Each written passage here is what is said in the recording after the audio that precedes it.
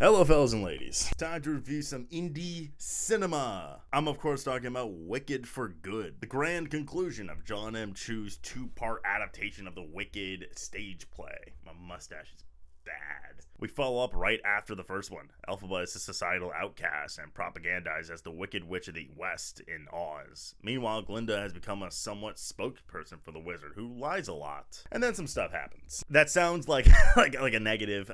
That is really like how we're getting into it. I do have a philosophy, which is I will say in a review what I knew going in, and that's what I knew going in, so if that sounded negative, it's not. That said, as a reminder, I actually quite liked Wicked. I have no connection to the play, but I still gave it an 8 out of 10. It hasn't aged well for me, and I'd probably drop it to like a 7 now, but I still quite liked it. That said, to me, this is a massive step down, and might even taint how I felt about the first one. This was obviously filmed as one major production. Both part 1 and part 2 were filmed in one go. Like, this is all one big, like, production. They just so happened to edit it to release 2 movies. A couple things that carry over. One of the biggest thing is Cynthia Erivo and Ariana Grande are fantastic. I actually had some criticism about Erivo last time. Not that her performance was bad. Kind of lacked a personality in the last one, and I've kind of grown to really appreciate what Erivo does in these movies. She plays it stoic a lot, and there's definitely some moments in this movie where I definitely was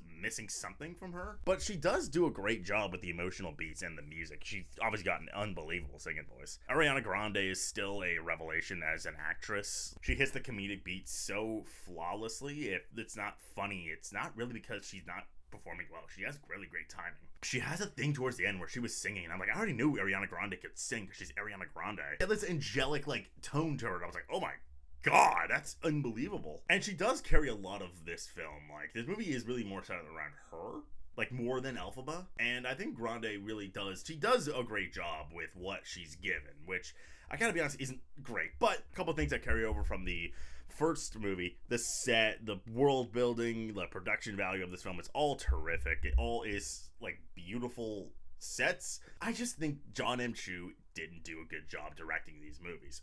I felt that way about the first one, even though I really liked it. The first one, John M. Chu was adapting great material. This one, less so.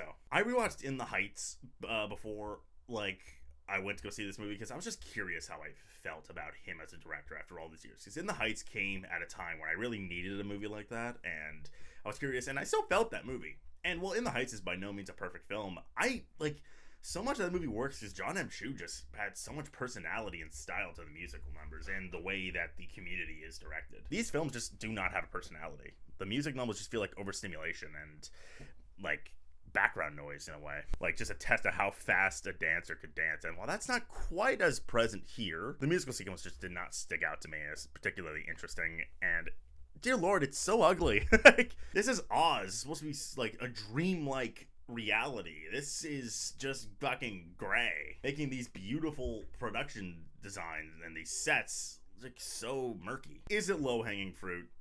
Maybe, but it's still of criticism I have to levy against the film. Yes, it's the same criticism I had last time, that the visuals are not good, but they had a year to like adjust the color gradient and they didn't. If you loved the first one, and if you're going into this thinking, oh, I'm gonna fucking love this, maybe you will. I have talked to a good amount of people who were disappointed by this film, though. Most of the things I've heard were, I liked it, even for people who absolutely adored the first one. That being said, well, the first one definitely had a lot of electric highs with, like, the material they're adapting. This movie definitely crumbles. I've never seen the play, but I have heard many times that the back half is the weaker part, and I can see it. Watching this movie, I actually now wonder what exactly was the purpose of splitting these movies into 2, besides money. There was like an hour into this movie that I just felt like we had very, very little plot progression, and whatever progress we did get felt almost worthless. Which is strange, because I didn't feel that much with the first film, that there was like, they were dragging their feet, even though the movie's nearly 3 hours. And yeah, there's a couple of meat I would cut from that movie. But I really do think they could have made this like one film, one big event film. Because while in the back half a lot happens, like I really didn't feel a lot of progression in the first hour. The movie doesn't even waste any time like reestablishing anything. It's just, here's a time jump in what has happened. But problem is, Wicked seems to be a story where your feeling on it will depend on your emotional connection. And The first one did a great job of setting up these emotional connections, but I think this one is hoping to God that you're still holding on to that, because you don't get a lot of that in this movie. Cynthia Erivo and Ariana Grande don't really have that much, like, of what that first one set up. Because when we get to these big emotional moments, it feels like nothing. And I get that it's a part 2, but I think they could have done a better job of reestablishing these relationships, or just making it one movie. Like, it would have been better. The music was pretty forgettable, like, just not as exciting. There's a couple of exceptions, and you might be like, oh, but that's the play. Well, I'm criticizing the movie here, and the music was forgettable. There were 2 original songs, one by Cynthia Erivo, which I maintain that was forgettable as fuck. The one by Ariana Grande was actually a lot better. I do remember that one and really enjoying it. There's a lot of arcs that feel very unfulfilled and pretty washed. Like, when all is said and done, what was Michelle Yeoh's character doing? I don't feel like there was much to that character besides, I'm just a bad guy. The Nessa and Bach stuff felt pretty unfulfilled. Even Elphaba, like, kind of lacks an arc in this movie. Like, she has a journey, I'm not denying that, but kind of feels like it starts and ends emotionally in a similar spot. That's kind of why I say that Glinda is kind of the focal point of this movie. And her journey's a little more interesting. It's just not quite as fleshed out. Like, she has her moments, but I didn't quite feel it this time. And part of the reason I need to bring up Jon M. Chu's really bad direction again is that a lot of the emotional beats don't work because there's so much fluff. Like, there's a scene with Erivo and Jonathan Bailey, who, may I add, sexiest man alive. Like, he's a screen presence. Like, he's so charming in this movie. There's a scene with them that's supposed to be the emotional crux, and it's just dim. Like, it's so dark that I couldn't really see what was going on. I just didn't get a good feel that anything meaningful was accomplished. Like, a lot was done. Like, when all was said and done, a lot of stuff happened, but I didn't feel emotionally fulfilled. I felt a lot more emotional fulfillment in the first one than I did here, and which is not great when this is supposed to be the end of the story. Also, there's a lot of connections, like, to the Wizard of Oz that are really awkward. They never show Dorothy's face, which was a correct call. However, it just felt a little awkward. Some of the things that they do, if you're a fan of the play, you know what I'm talking about. You may even agree. It just was like, are you sure about that? The best, like, the scene with the house was very, like, this is not the Wizard of Oz. What are you talking about? A lot of them just awkward. And again, I know that's the play and not here, but this is an adaptation. I think part of an adaptation is, yes, like, maintaining the soul of the source material, but also, like, maybe even fixing what you think is broken. This is really just a film for fans of the play, and I think if you need to be a fan of the source material to enjoy the adaptation, then to me that's a failed adaptation. You're supposed to suck in any audience, whether or not you're a fan, much like the source material did. Because I'm hearing a lot of bullshit about how my issues with this movie's story stem from the play, but then the play also isn't good. Like, what do you want me to tell you? But I'm sure at least the play wasn't the color gray. If you're going into it, like, wanting to love it, you probably will. But I think it's pretty clear that this is a major downgrade, because there's a couple things I would have wanted to come into this hoping for. One of those things were excellent performances from Erivo and Grande. They delivered. The musical stuff didn't work, as a lot of the film lacked choreography. There was, like, a lot of weird editing choices. Even emotionally, this just was lacking. Like, the For Good sequence was just not as, like, gripping as I was promised. And because I think it was just so poorly set up. The moment I realized that this movie was just not gonna work and just wasn't gonna redeem itself was there is a major character death that happens around the middle of this movie. I'm not going to say who. If you're a fan of the play, you probably know who I'm talking about. It's supposed to be a very emotionally, like, charged moment. It's supposed to be the moment that really sells a character's journey for the rest of the film. And the whole scene just kind of felt almost like slapstick. The death itself was kind of funny. It was handled very poorly. Like, I did not feel like there was any distress. And at that point, it was clear to me that this was a failed finale.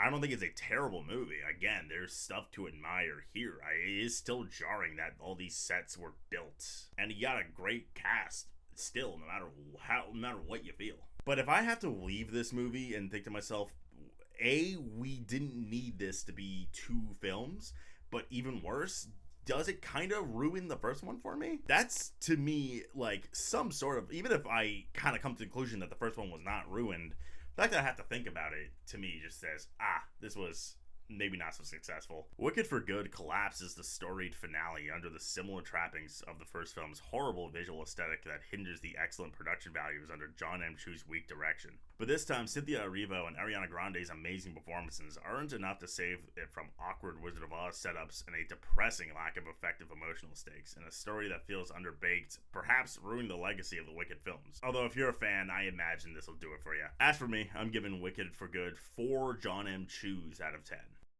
I'm filming this before the review embargo lifts, so I don't know what it's gonna look like. I definitely get the vibe that almost unanimously people think that this is a downgrade, but I also do not get the vibe that everyone's gonna be quite as negative as me. I predict this will probably land in the 70s on Rotten Tomatoes, but still make a fuckload of money. And perhaps that's good enough, but I do question the amount of charitability the Oscars are going to give this movie. Hey, what's going on? It's me from the future. Well, reviews are out now, and 72 on Rotten Tomatoes, and even more, 61 on Metacritic. I already see some people jumping ship on this movie in Best Picture. I see the Ariana Grande winning train coming to a screeching halt, it seems like. A lot of people are really abandoning ship on this one. Should you do that? Maybe. This is still a musical sequel fantasy film. The fact that it doesn't have great reviews should scare you. The fact that this movie is less exciting is probably not going to get audiences riled up like the first one did. Not that it's not going to make money or be an audience hit. That's all going to happen. If this movie misses AFI or something, or Golden Globe, goodbye. It's a predetermined outcome that this movie is going to do significantly worse than the first movie, at least in terms of Oscars. So should you take it out of your Best Picture lineup? Honestly, maybe.